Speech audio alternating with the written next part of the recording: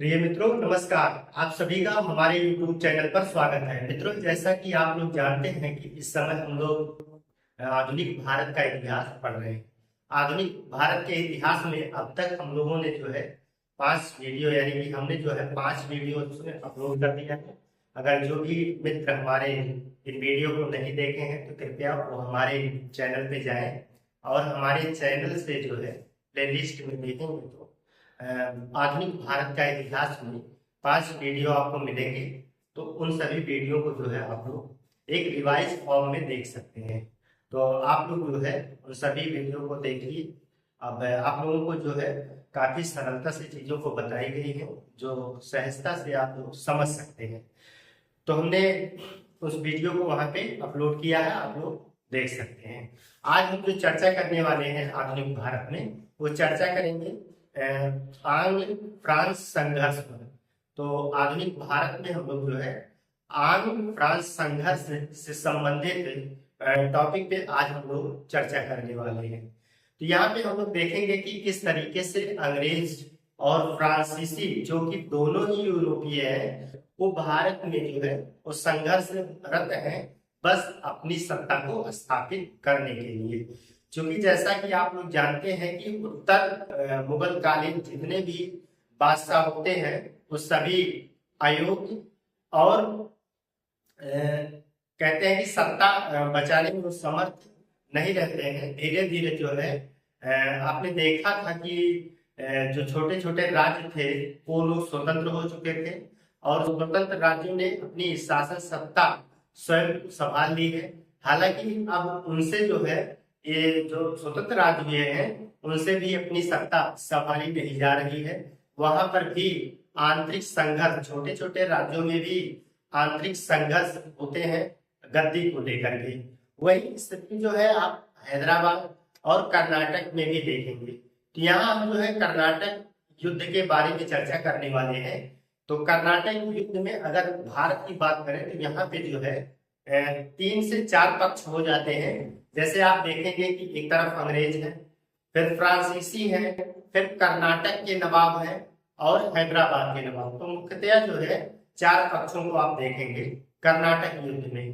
कर्नाटक युद्ध में जो है 3 कर्नाटक के युद्ध लड़े जाते हैं और तीसरा कर्नाटक का युद्ध जो है वो फाइनली होता है, जिसमें अंग्रेजों की विजय होती है और फ्रांसीसियों की हार होती है।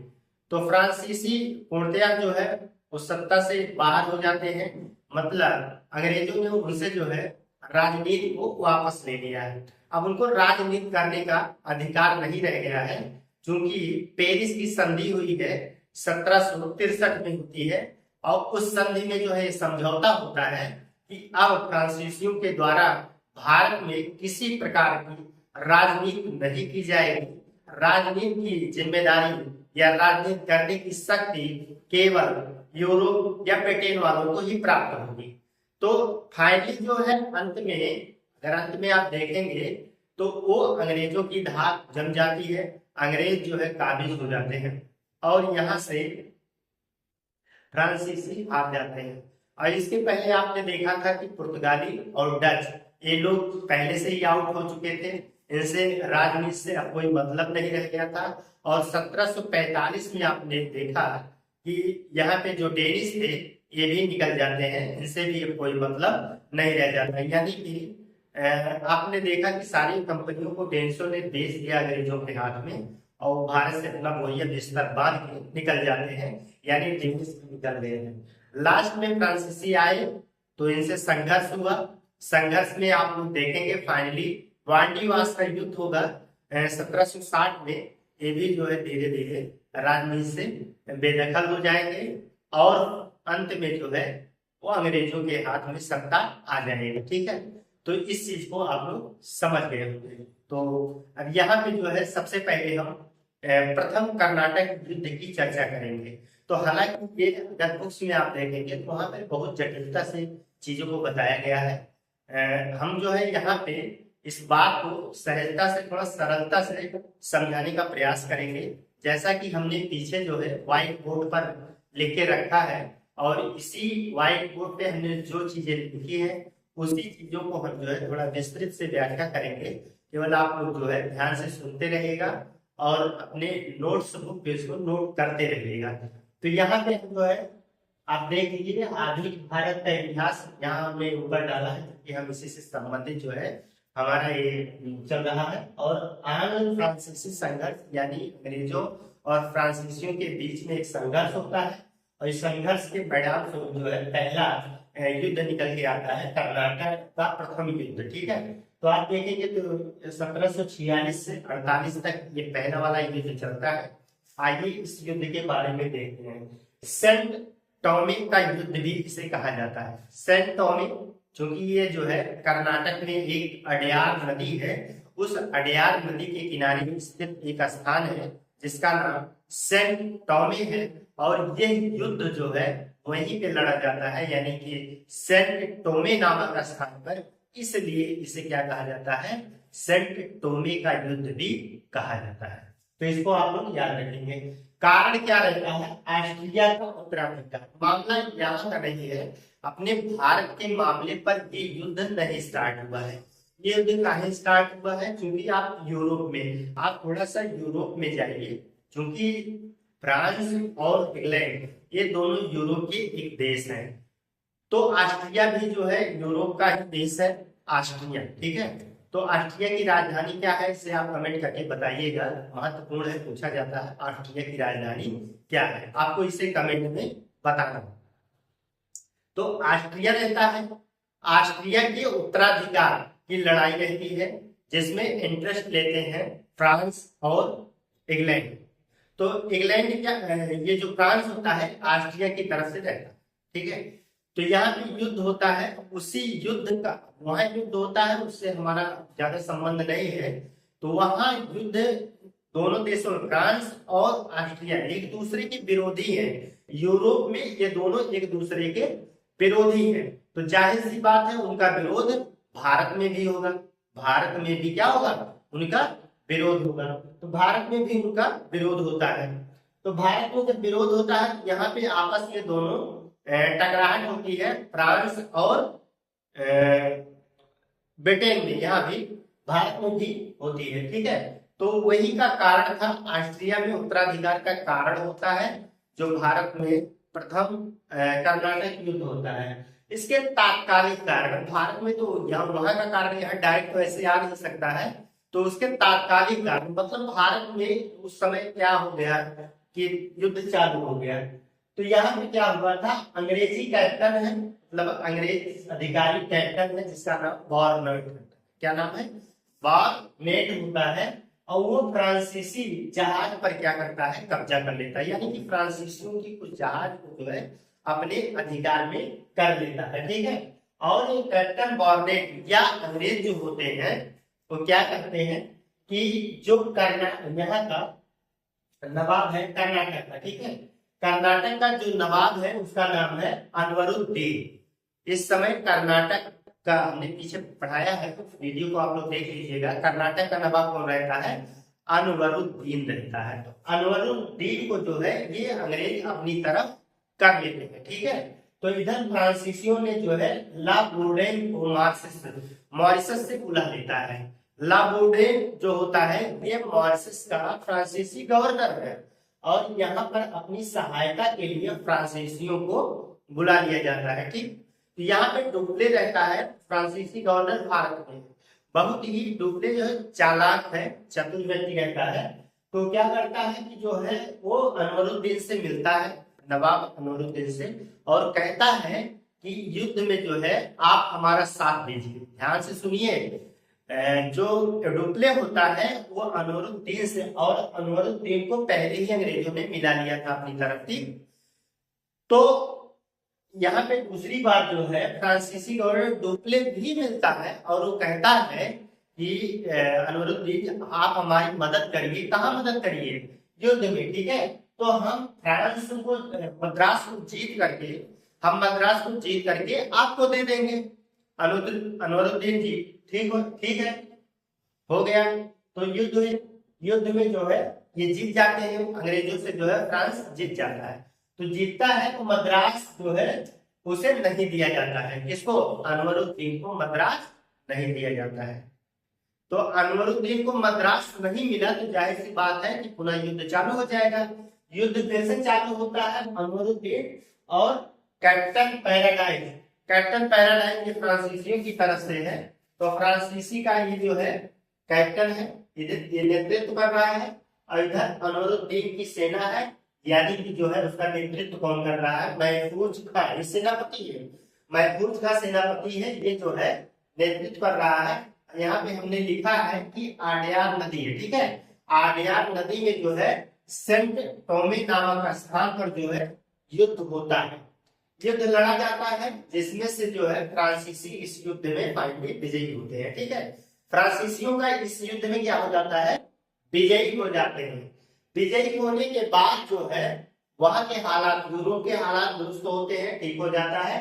तो वहां पे जो है यक्स ला सैपेल एक स्थान होता है, उस स्थान पे इंग्लैंड और फ्रांस के बीच में संधि होती है, और संधि के हिसाब से क्या होता है कि जो भी देश या प्रांत, जो भी क्षेत्र जीते गए थे, उन क्षेत्रों को जो है एक दूसरे को वापस कर दिया जाता है। तो यहाँ पे जो है चीजों को वापस दे दिया गया, यही संधि भी हुआ। तो ध्यान रखिएगा कि प्रथम कर्नाटक युद्ध के उपरांत संधि कहाँ पर हुई थी, तो यक्स ला सापेल में संधि हुई थी। संधि कब होती है, तो फाइनली जो है 1748 में यह संधि हो जाती है।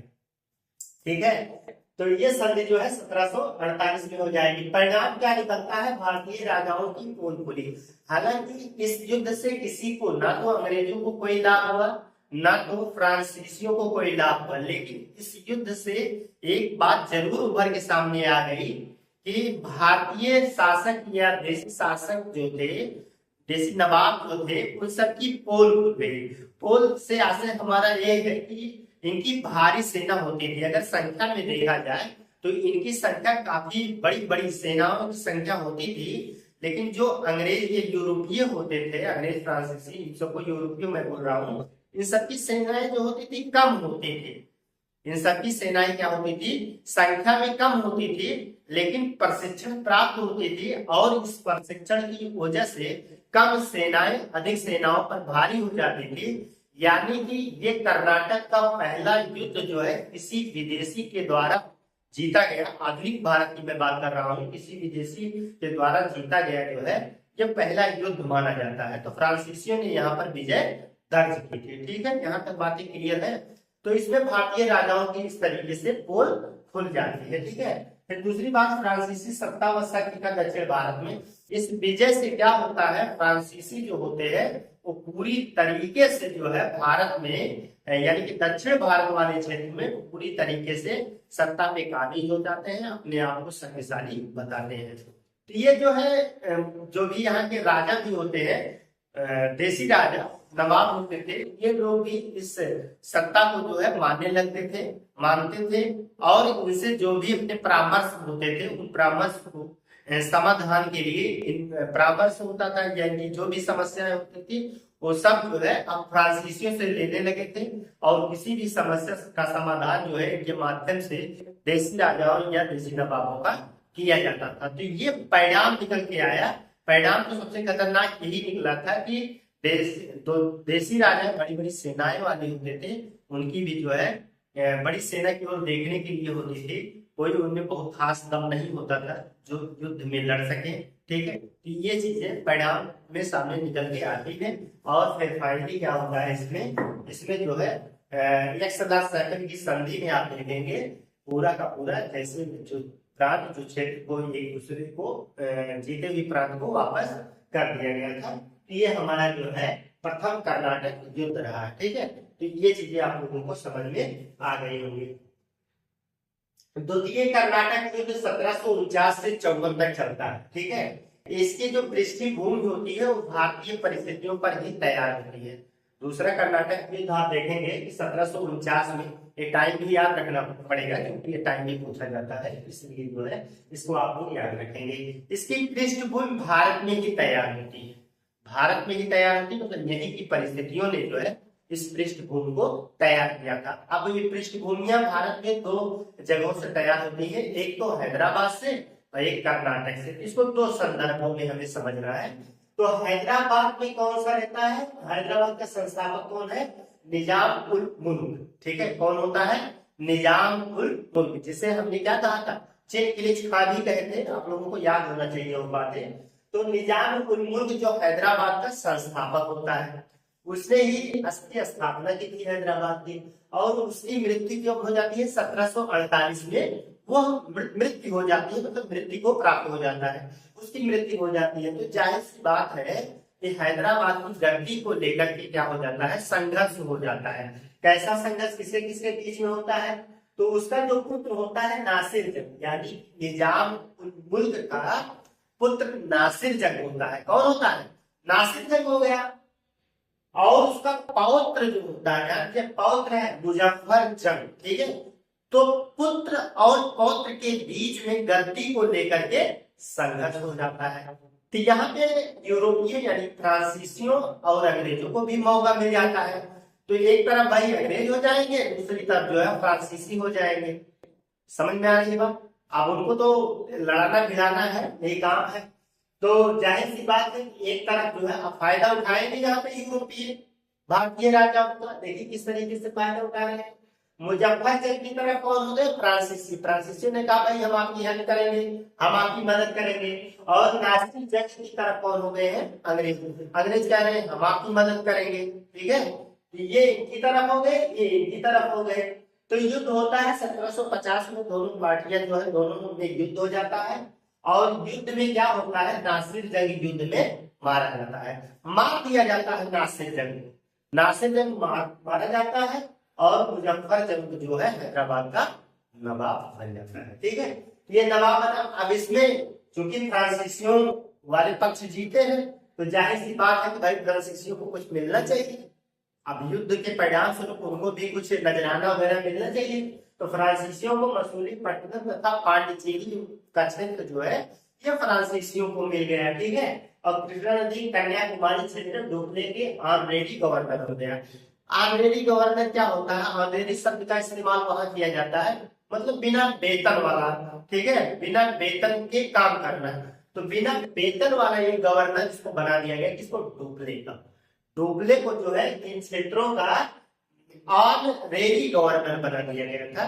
तो थोड़ा सा ध्यान दीजिएगा। ठीक है, तो ये सब समझ लीजिए, इसको इनाम के रूप में जो है फ्रांसीसियों को प्राप्त हो जाता है। फ्रांसीसी अभी समझ लीजिए अंग्रेजों से बहुत आगे है। ठीक है, डुप्ले है ना, डुप्ले। तो फिर इसके बाद क्या हो जाता है कि मुजफ्फर जंग जो होता है, मुजफ्फर जंग की भी मृत्यु हो जाती है। जब मुजफ्फर जंग की मृत्यु हो जाती है तो यहाँ हैदराबाद में जो होता है, यहाँ गुस्सी रहता है, फ्रांसीसियों का एक सेनापति है। ठीक है, सैनिक है, सेनापति है। तो वो जो है रहता है और सलाबत जंग जो है, सलाबत जंग को वो गद्दी प्रदान करता है।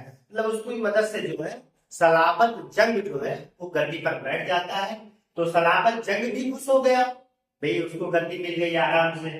तो वो जो है उत्तरी सरकार, आप देखेंगे कि वर्तमान आंध्र प्रदेश के जो पूर्वी घाट है, पूर्वी तट है, तो यही पे जो है उत्तरी सरकार, इसके तट को उत्तरी सरकार के नाम से जाना जाता है। तो उस उत्तरी सरकार के क्षेत्र को जो है फ्रांसीसियों ने प्राप्त कर लिया। ठीक है, तो यहाँ से वो जो है उत्तरी सरकार वाला क्षेत्र काम कर लेते हैं। यहाँ तक बातें समझ में आ रही है ना? एक बार फिर से मैं इसको बता दे रहा हूँ। निजाम उल मुल्क है, आप लोग जानते हैं कि हैदराबाद का संस्थापक था। निजाम उल मुल्क की मृत्यु 1748 में हो जाती है। उसके पुत्र और पौत्र में जो है गद्दी को लेकर के संघर्ष होता है। नासिर जंग उसका पुत्र होता है और मुजफ्फर जंग उसका पौत्र होता है। अंग्रेज और फ्रांसीसियों को अपना एक एक पक्ष चाहिए। अंग्रेज जो है नासिर जंग की तरफ हो जाते हैं और फ्रांसीसी जो है मुजफ्फर जंग की तरफ हो जाते हैं। 1750 में युद्ध लड़ा जाता है और युद्ध के परिणाम स्वरूप जो है, यहाँ पे इसको परिणाम लिखा है, थोड़ा सा परिणाम लिख दीजिए। यहाँ पे क्या होता है? यहाँ का परिणाम है, हमें टोटली परिणाम नहीं मिलेगा। यहाँ जो है परिणाम है, तो ये सब परिणाम निकल रहे हैं। परिणाम क्या निकला? तो यहाँ पर मसूलीपट्टनम और अंग्रेज यानी पांडिचेरी ये तो मिल गया इनको, फ्रांसीसियों को यहाँ प्राप्त हो जाएगा। और कृष्णा से कन्याकुमारी, कृष्णा से कन्याकुमारी तक का जो क्षेत्र है, यहाँ का आर्मेडी गवर्नर जो है डुप्ले को बना देंगे। कहानी में आगे क्या होता है, मुजफ्फरजंग जो यहाँ का हैदराबाद का क्या बना हुआ है, नवाब बना हुआ है, उसकी भी मृत्यु हो जाती है। तो उसके स्थान पर जो है उसके द्वारा इसको जो है गद्दी पर बैठाया जाता है सलाबत जंग।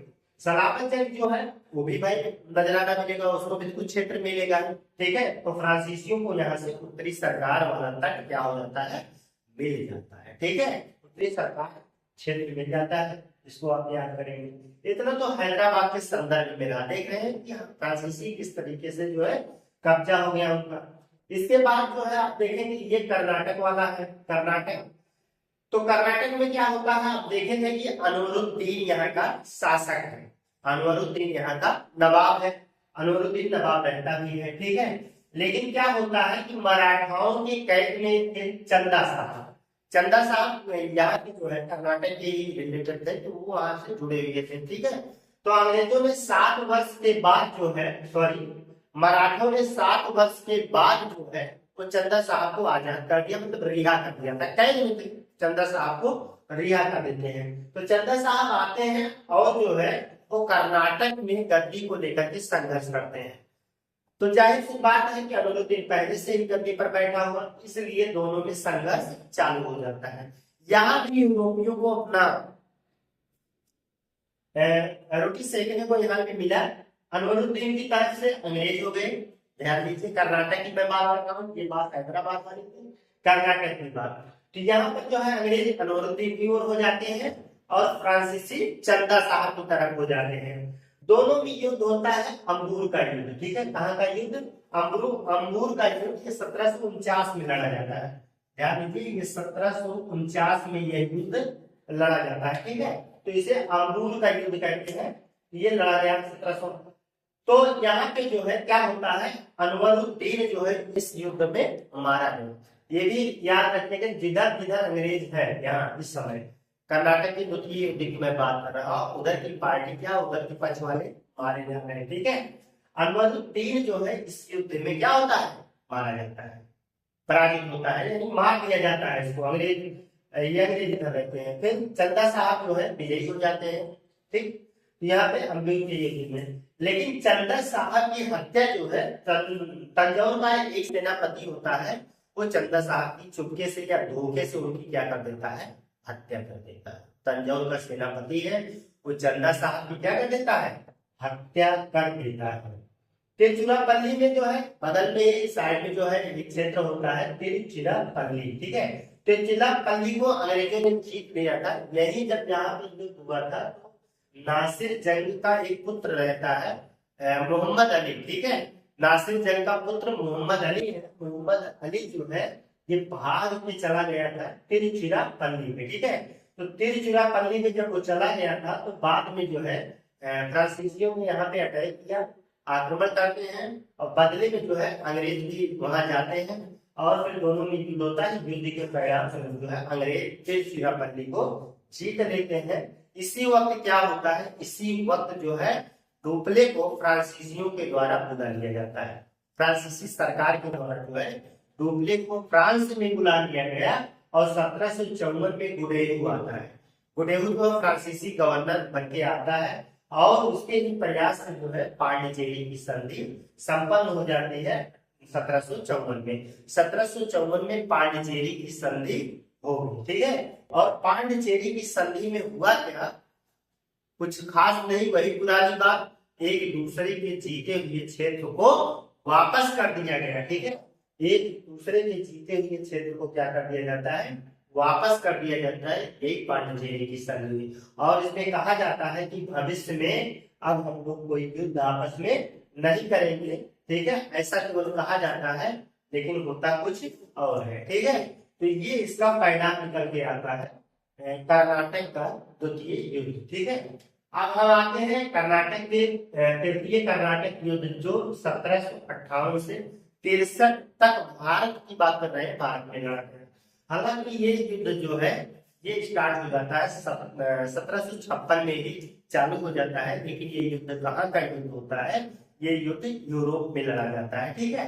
तो ये जो है 1756 में ही स्टार्ट हो जाता है ऑस्ट्रिया तथा इंग्लैंड के बीच पर्सा को लेकर के जो है युद्ध होता है। ऑस्ट्रिया तथा इंग्लैंड के बीच पर्सा एक स्थान है, वर्तमान में जर्मनी में है। तो जर्मनी में जो है, जर्मनी का ही स्थान है, ठीक है, राज्य वहां पे प्रांत है। तो पर्सा को लेकर के जो है युद्ध हो जाता है। इंग्लैंड पर्सा की तरफ रहता है और ऑस्ट्रिया की तरफ कौन होता है? फ्रांस होता है। ठीक है, यहाँ तक बातें समझ में आ रही है।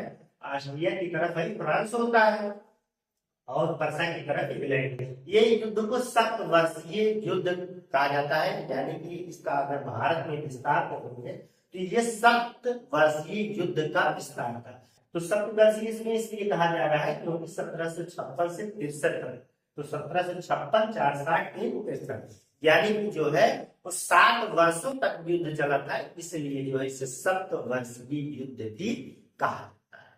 ठीक है, तो यहाँ तक क्लियर हो गए होंगे आप लोग। तो ये कारण उसी का विस्तार था जो यूरोप में युद्ध चल रहा था फ्रांस और इंग्लैंड यानी कि पर्सा को लेकर के। ठीक है, पर्सा को लेकर के जो युद्ध चल रहा था उसी का विस्तार था कि वो युद्ध भारत में आ गया। जैसे आप पहले देखे थे, पहले वाले युद्ध, ठीक है, कंडीशन थोड़ी है। तत्कालीन काल क्या यहाँ पे कारण क्या होता है कि जो ये काउंट डी लानी इस समय जो है फ्रांस का गवर्नर, यानी कि भारत में फ्रांसीसी गवर्नर कौन है? काउंट डी लानी। ठीक है, ये इसको क्या किया था, फ्रांस की सरकार ने जो है इसको सैनिक व असैनिक दोनों अधिकार इसको प्रदान कर दिया था। काउंट डी लानी जो ऐसा गवर्नर था जिसको फ्रांस की सरकार ने क्या कर दिया था, वहां की सैनिक और असैनिक यहाँ भारत में जो है इसको अधिकार मिल गया था। तो इसने 1758 में क्या किया था, लानी ने फोर्ट सेंट डेविड, ठीक है, फोर्ट सेंट डेविड के किले पर जो है ये अधिकार कर लेता है। लाली जो है इस किले पर अधिकार कर लेता है और इस किले पे अधिकार करने के बाद जो है बुस्सी को हैदराबाद से इसने बुला लिया था अपने सहयोग के लिए। बुस्सी एक सेनापति है, फ्रांसीसी सेनापति है, हैदराबाद में रहता था, वहीं पे जो है देख रेख करता था और फिर जो है इसको बुला लिया, वही कमान जो है हैदराबाद में मिली थी इसको, तो उसको बुला लेता है बुस्सी को। ठीक है, तो इधर क्लाइव और वाटसन जो है चंद्रनगर पे कब्जा कर लेते हैं। चंद्रनगर कहाँ है?